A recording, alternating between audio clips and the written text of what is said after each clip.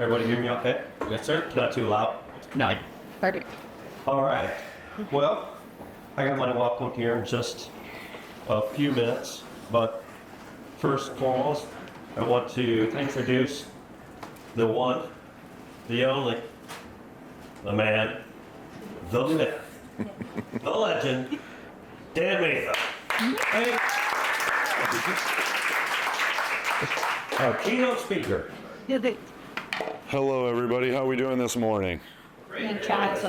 Awesome. Okay, so I'm going to start us off. I know we don't have a ton of room. Let's stand up. Everybody stand up here, please. Indulge me. I'm going to take us through a little grounding exercise here. We've got a long day ahead of us. What better way to start our day with a little bit of breath and a little bit of movement? So I want us to find a nice strong stance, right? Shoulder width apart. Feel your feet grip the ground, lift up out of your pelvis.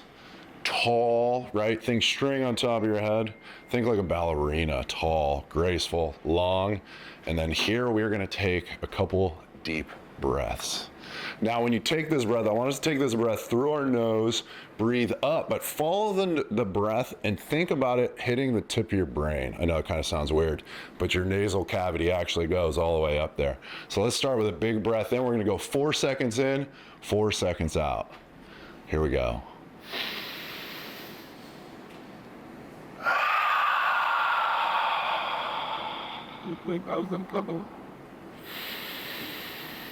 And make an audible exhale here. Make a little bit of noise. Now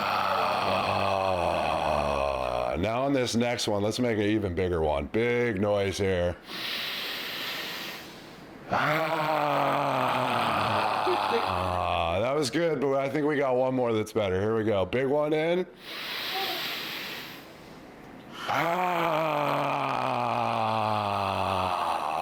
Excellent. Now, we're not done yet. I want us to take our hand. Imagine we're a server. We're bringing a plate. Rotate hand out. Keep elbow close to the side. We're going to laterally bend. Just clamp down on this side here. Feel that oblique and that lat activate. And then externally rotate, cross your body. Big stretch on the opposite side. Maybe up on the toe on the side that's stretched. Bring it back down. Squeeze even harder this time you can. Not too hard, but just a little bit. Come back across. Big reach. One more. Boom. Last one, big stretch. Now, we can't be asymmetrical, so we've got to come to the other side. Same thing here. Let's count. If things are cracking, if this feels like something might explode, we may want to add this into our mix a little bit more often. Here, cross the body, back down, and feel it. You can get a rhythm with this. As you get more advanced with it, you can kind of have fun. Ask the people in the office here, every hour I get up and do something weird. But it's good for the body. Boom. Excellent. Let's sit back down. Yeah.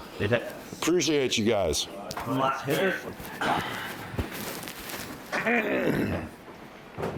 So, as Doc said, I'm Dan Matha.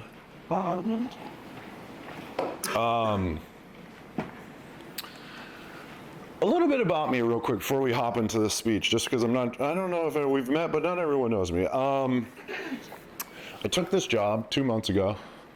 Doc called me and said, hey, I had a dream about you, and I've got a job for you. And I was like, okay, let's say more.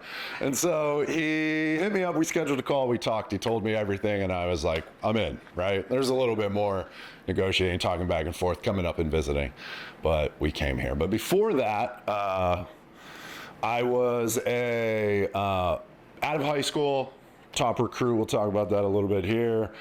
Played at the University of Pittsburgh. I played with the Cincinnati Bengals up in Montreal. I was a professional wrestler at one point.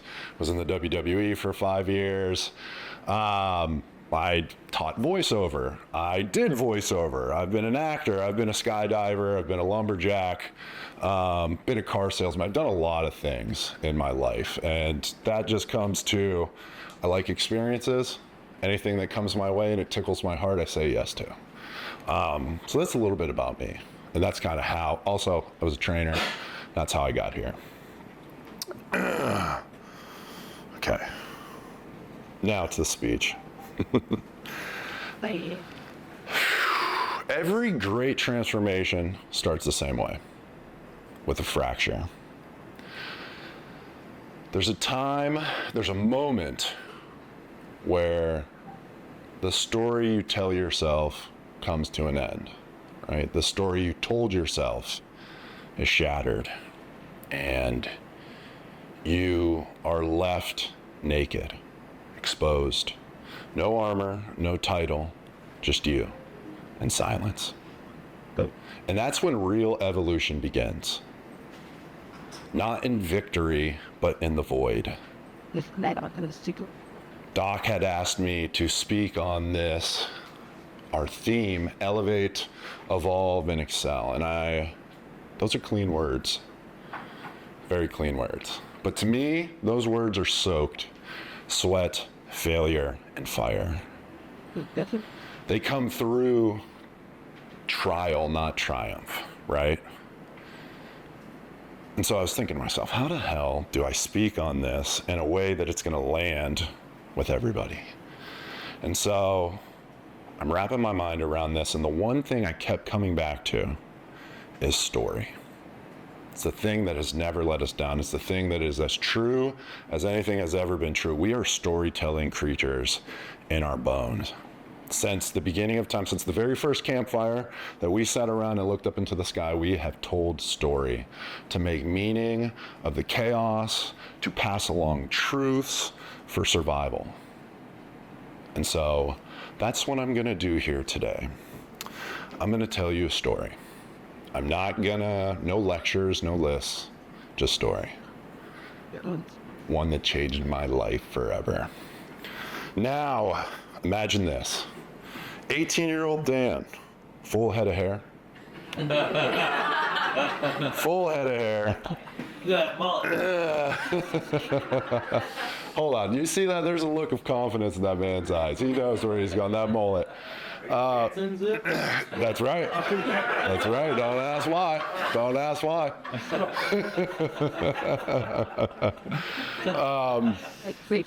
Full head of hair. And I am ESPN top 25 player. I could have won. It's easier to tell you the list of schools I couldn't have went to than the ones that I could have. And so I was a highly touted player coming out of Erie, Pennsylvania. And I decided I'm going to the University of Pittsburgh. I go to the University of Pittsburgh, and there's hype, and there's all this lore about what's going to happen. And in my mind, I believe all of it. Now, fast forward 3 years later, and I didn't even sniff the field. Not a lick of playing time. I rode the bench, scout team player, not a lot of reps at practice. I just didn't play. And going into my junior year, the writing was on the wall that I was not going to play. And I was pissed. New coaches, I'm not their guy, I'm not getting playing time. Like, this is unfair. I know I'm a talented player, regardless of what anyone else thinks. And so I made a decision that I'm gonna transfer. If I'm not valued here, I'm gonna go somewhere where I am valued. And so that's what I did. I hit the transfer portal. Now it's not as easy as it is today. Now there's a transfer portal, you can just transfer on a dime. Back then, there was a whole process. You had to sit out a year, et cetera. So to forego that, I went to a Division II school, so I didn't have to burn any time. Started play. I had a great team, great place, everything aligned. It was perfect. I was gonna start playing. And then I came up ineligible. And so I'm like, what is going on here? I just came from a situation that I thought I should have been playing. I'm telling myself all these things I'm supposed to be doing, or that I was doing, and that I should have had. And then I get into a situation where I can play, and I blow it. And I let everyone down. I let myself down, my coaches, my teammates. And that was like shattering, because in that moment, there was no one else to blame. It was just me. And so you got to reflect, right? You got to do an audit. And it's like, I'm on I went from not playing to about to play to maybe never playing football ever again, going my entire college career not playing one single down. And why is that? I had excuses before, but now I have zero excuses. And so I'm thinking I'm never going to play football again because of this circumstance I'm in. And that was tough. Now, there was a loophole.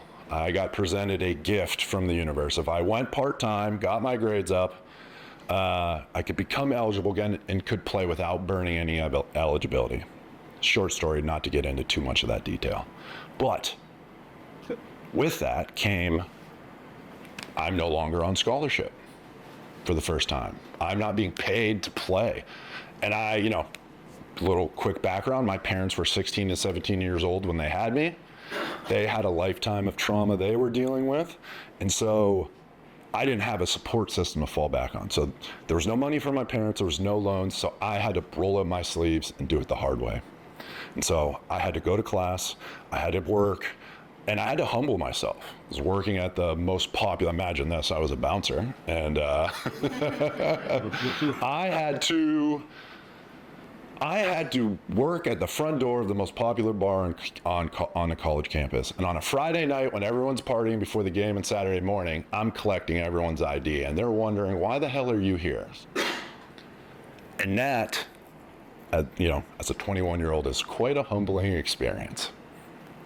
Now, in that moment, I had two choices. I could have taken ownership of or I could not have taken ownership, blamed other people, and just floated along in life. Got a job, done a thing, I don't know. Who knows where I'd be? I wouldn't be here right now. Or I could take radical ownership of what took place, blame myself, because, and I think that's what the great realization of that was like, hey, everything that just happened is my fault. Let me own this. This is my fault. And when you do that, if it's all your fault when things go bad, it's all your fault when things go well. And so how do I change that? From that moment going forward, I made the decision that how you do anything is how you do everything. And so it's not just about doing the things I like to do really hard. It's about doing all the things that need to be done to the best of my ability. And from that moment forward, all of that changed. That's how I approached the rest of my life. From that point on, my GPA was a 4.0. I went to never missed a class after that. And I went on to, I started 24 games. I went 12-2 my senior year, was 4 points away from the national championship, first team All-American, Gene Upshaw Award finalist, and most importantly, and this is the most important award I've ever gotten, I was voted team captain of that team. And honestly, it's the only award that matters, because it's really the only award where there's no politics involved. It's a vote of confidence from your peers, people who see you every single day and know what you're actually about. Range. Now, ownership is great, but the real hard part after ownership is making a decision. Audacity, right?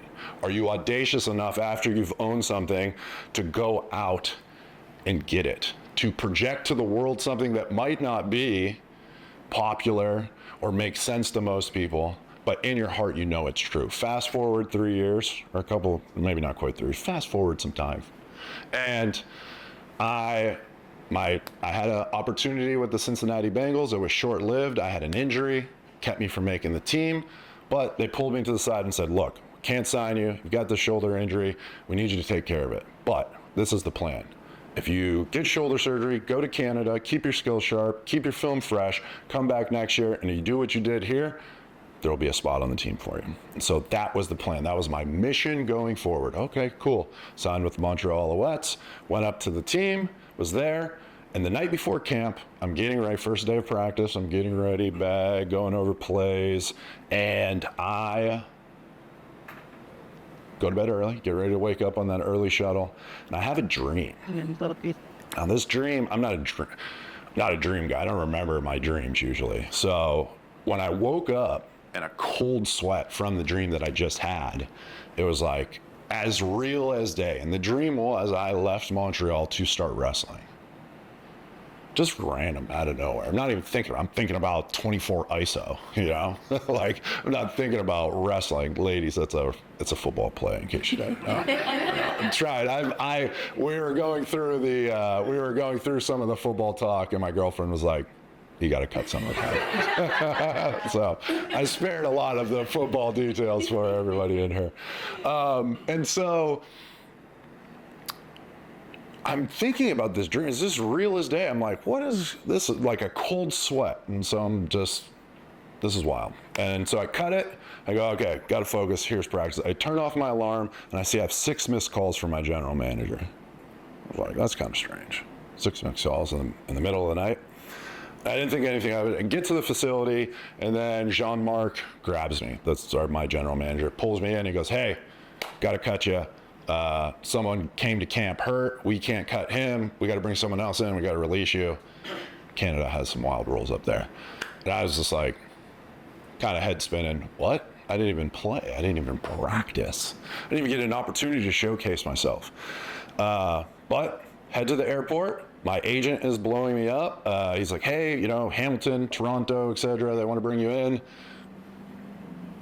But the whole time I'm just thinking about this dream. And so I get to the airport and start drinking airport beers, as one does when they're in the Montreal airport. And I am thinking, I just can't stop thinking about this dream. And my agent is in the background. This dream's in my mind. And so I call my coach, my college coach, who I'm still close with to this day. And we talk. I tell him what happens. And he just goes, well, what are you going to do next? Now, this is the same guy that taught me that after every game, whether you win or lose, you have 24 hours, either to sulk in a loss or, you know, cheer in a victory.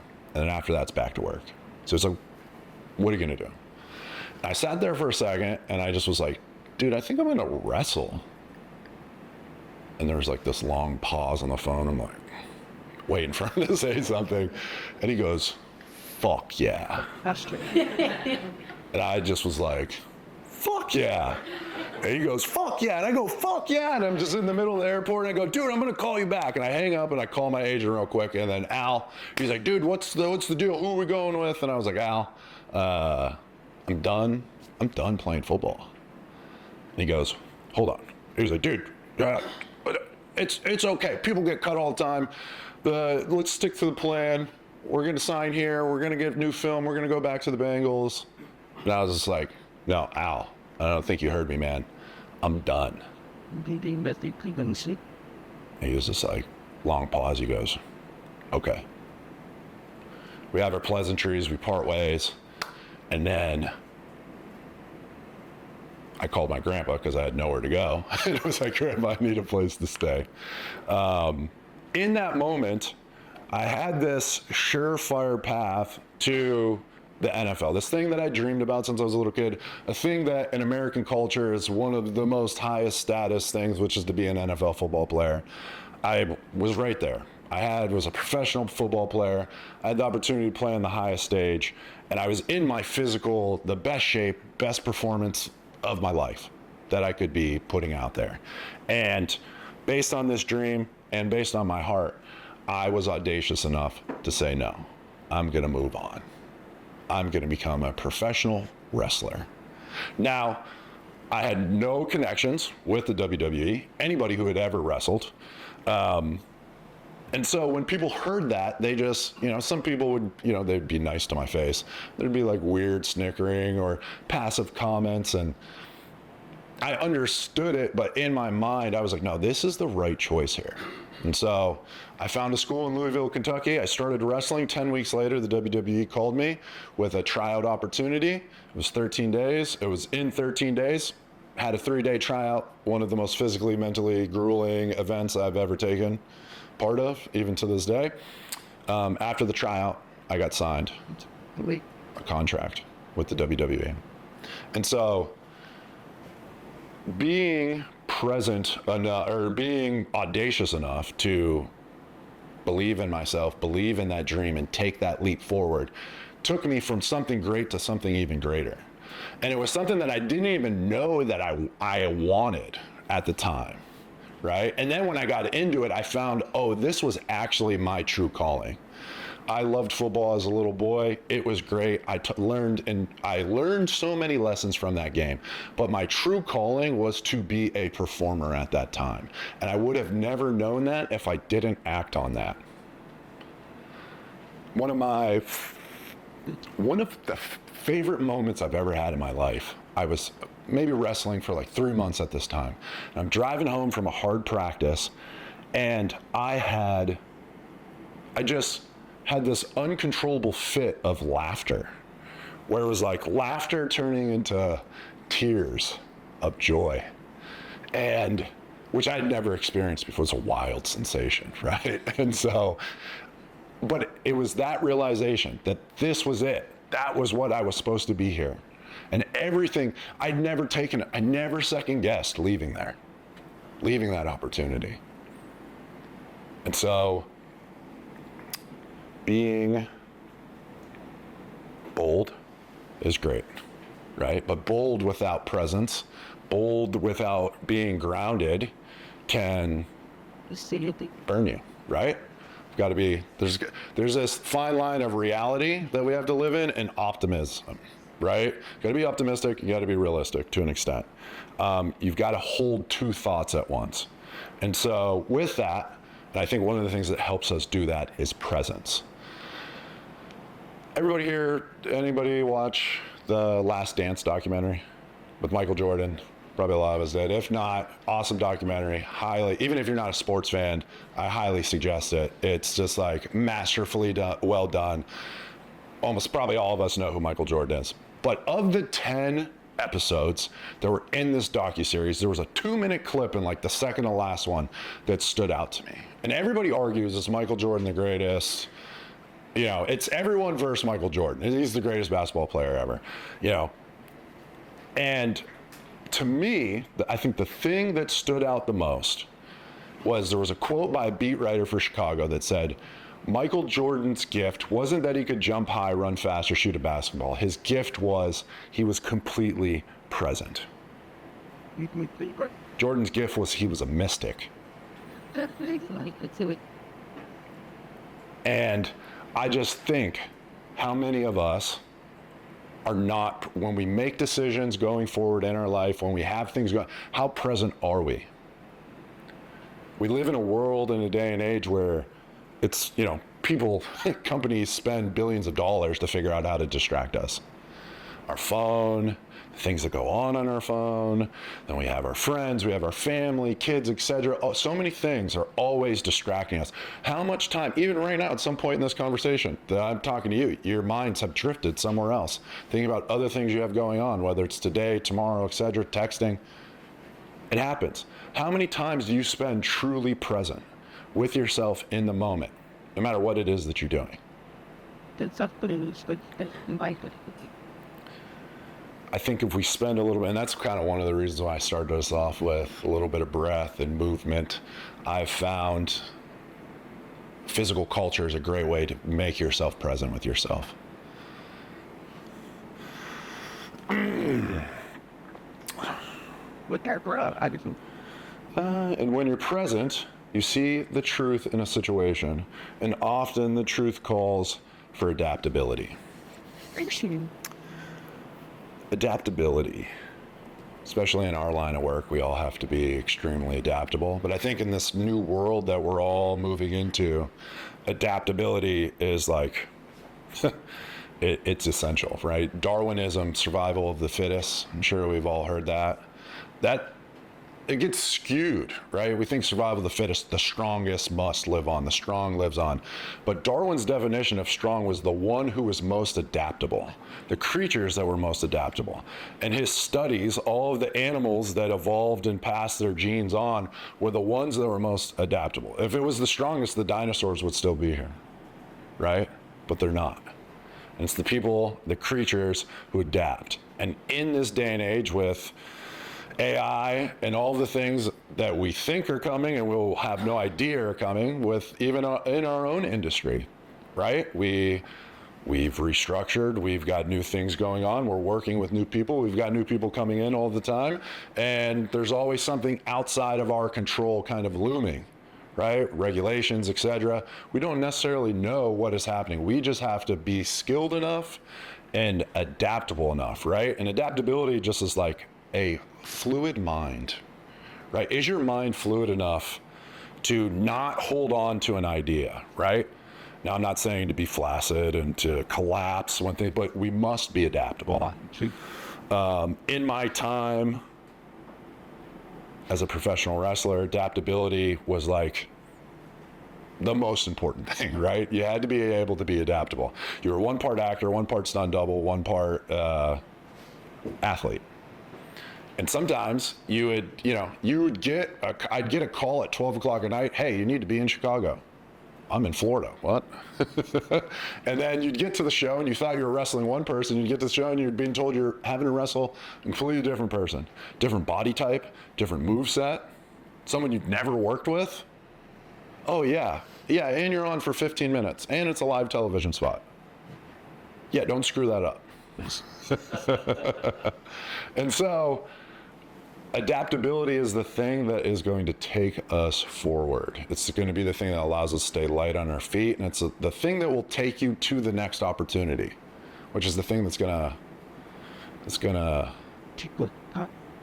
the thing that's going to take you to where you need to be, not where you want to be, where we need to be.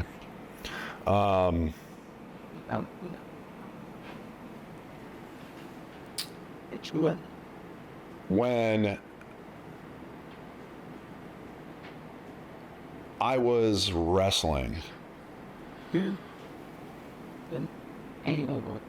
was a time period you come in, you have to earn your stripes. You're, as we call it, a greenhorn in wrestling. You're a little young boy, Padawan. You come in, you have to literally learn the ropes, You have to run the ropes, learn them, build rings, go to shows, watch people wrestle. You don't get to wrestle. Learn how to fall down. Imagine that. You think that's easy. It's not that easy, learning how to fall down. But there was a process. So I went from developmental talent to a talent that was now on the road with guys who were on TV, earning my way, building my stripes, gaining some momentum, catching people's attention, people higher up in the company, people higher up in the network that we worked for, USA Network, right? Things are really moving, really progressing. Hey, there's talk. Hey, we're about to put you on television. You're about to become a staple on the episodic television known as Monday Night Raw.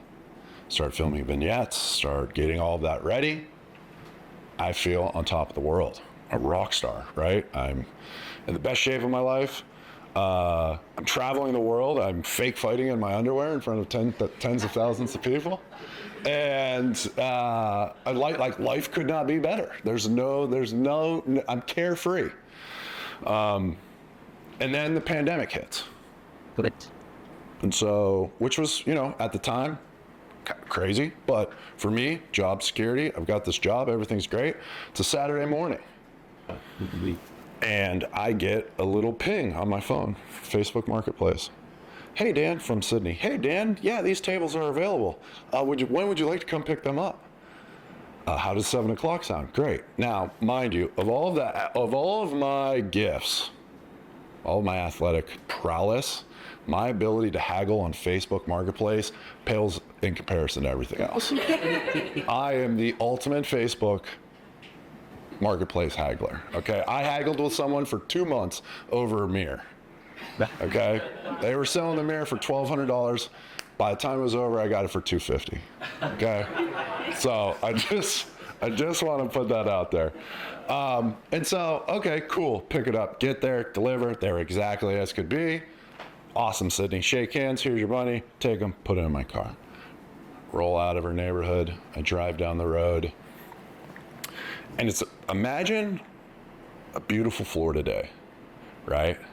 Rural setting, fields every which way, no clouds in the sky, and there's this giant orange sun. It's just beautiful. It's just like the whole sky is and it's about like 2 thumb lengths from the horizon.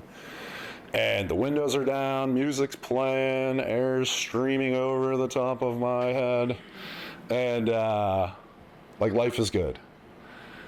And I go to grab a water bottle, and the next thing that I remember, I'm waking up on the concrete.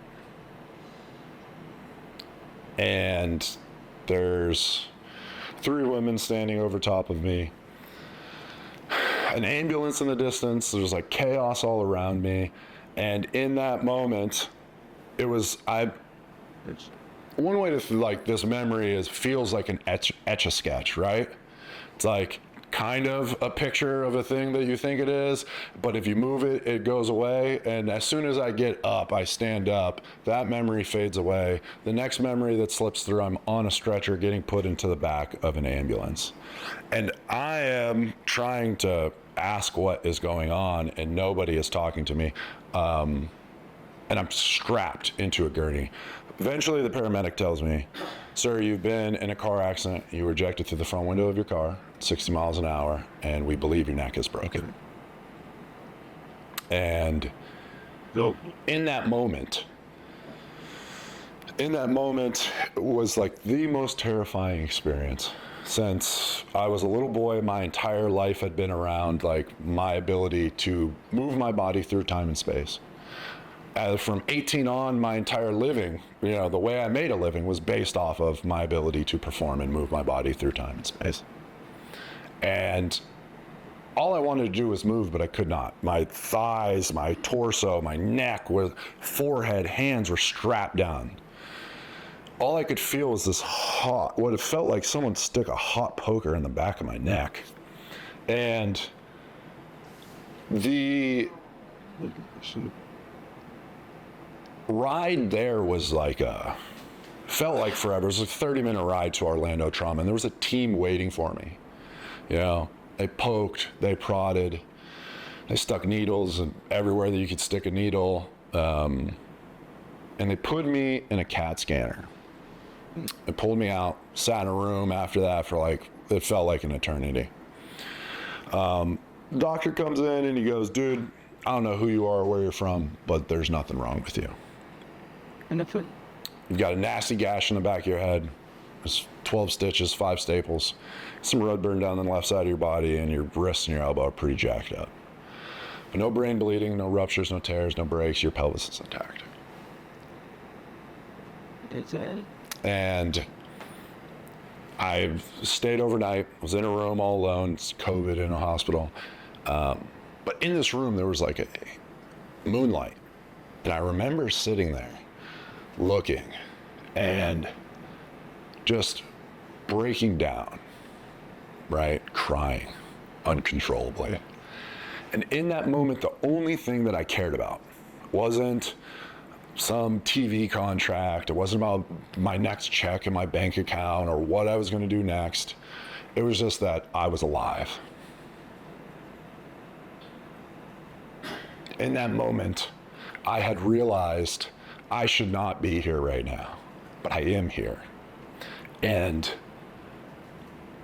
the presence to be able to be there and just, it's a thing we take for granted every single day. You wake up and you never even think about, I'm alive, right?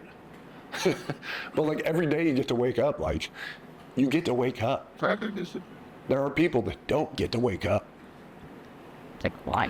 There are people who wake up, and we deal with a lot of these people that have wounds that don't allow them to get out of their bed, don't allow them to go to the beach, don't allow them to travel and be around friends, right?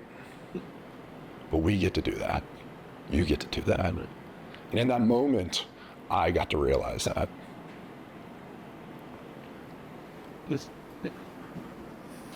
Now, sometimes adaptation goes even deeper. It's not just tweaking a path. It's redefining who you are. But what? And that's reinvention. Sometimes we have to reinvent ourselves. And so I go home, right, the next morning, 11:30 a.m., they release me. I walk out of the hospital, right? They tried putting me in a wheelchair, and I was like, "No, lady. I know you're trying to do your job, but you're not getting me in this goddamn wheelchair." And so I walk out, I go home, I sleep for 2 weeks. I wake up to a call from the vice president of talent relation in the WWE. And I could tell when he picked up This was not a great conversation that was about to be had. He informs me that they're releasing me, and that was that. So, pandemic hit, car accident happened, I get released from my dream job. And that was really tough to handle. That was one of those things where it was like, what is happening? My whole world just literally got turned upside down. So initially, I resisted. I was like, okay, I'm gonna go through my whole book here. I'm gonna call all of my contacts within the company and other companies. I'm gonna beat on doors. I'm gonna try and make this work. Start working out again, like everything to try and make this happen. Enough time goes on, enough doors get closed, like the writing is on the wall. The door that was once wide open is now shut. And I could have kept banging on that door. But I realized it was time to pivot. And now I knew it was time to pivot, and it's a lot easier sometimes to say and think than to actually do. And so also another thing was though I was okay, there was quite a bit of emotional trauma from the accident. There was a concussion and some PTSD that I was dealing with. And so that took some time to deal with on top of the stress of everything that was going on. And so I did the one thing that always has worked for me. Everybody's a little different, but for me, when things are chaotic, solitude and nature, right? Hard work and the solitude of nature are the things that always ground me and bring me back. And so I moved to Cocoa Beach, Florida. I was living, it just kind of worked out well because, the world had stopped, but bills did not, right? It was an interesting situation during COVID was, Well, let's see. yeah, you can't work, but you still have to pay me to live. Which for some people, we were in a fortunate spot to, keep working or have enough savings, and other people not necessarily. Anyways, money was gone. Didn't really really wasn't a ton of options for me. So it kind of worked out really well to move to the beach in a small Airbnb. And I turned off everything. Social media, my podcast, I disconnected from anything in the external world, anything that I was connected to, and started working as a lumberjack in the middle of Florida summer. So anybody who's ever removed trees or cut trees and been in the Florida heat, you understand kind of the task at hand there. But that was what I did. And it took that time, months on end of just that inward separation, what was next. And for me, when I came out of that, what I realized that it wasn't titles, right? It wasn't the status of being a WWE superstar. It wasn't a title. It wasn't money. None of that stuff defined who I was, right? And it wasn't that I was starting from zero. I was starting over, but I wasn't starting from zero. And I think that that's a thing that we all think once a setback happens, right? It's like, oh, I've got to start over. You never start over. The skills that I learned while I was wrestling, those are mine. Those don't go anywhere. I own those, right? The relationships that I built, the perspective that I gained from the world, that was mine. And so the things that made me great at that were going to make me great into the next journey of my life. And so when I came out of the woods, with that perspective. And it allowed me to find something that maybe was even more of my calling than being an entertainer, being an educator. Every job that I ended up in, I ended up teaching people somehow. I was a voiceover instructor, right? I was a coach. Those things, physical preparation coach, everything led back to teaching.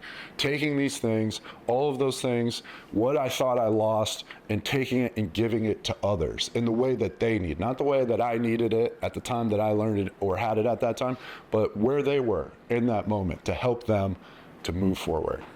And so I think about that. I think about that every single day.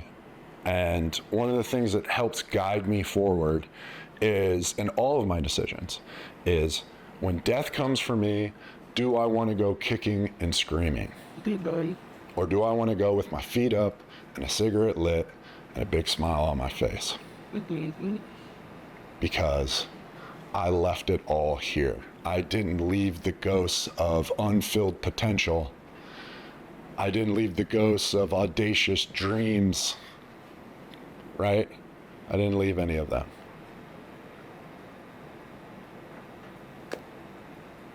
Yeah. Thank you.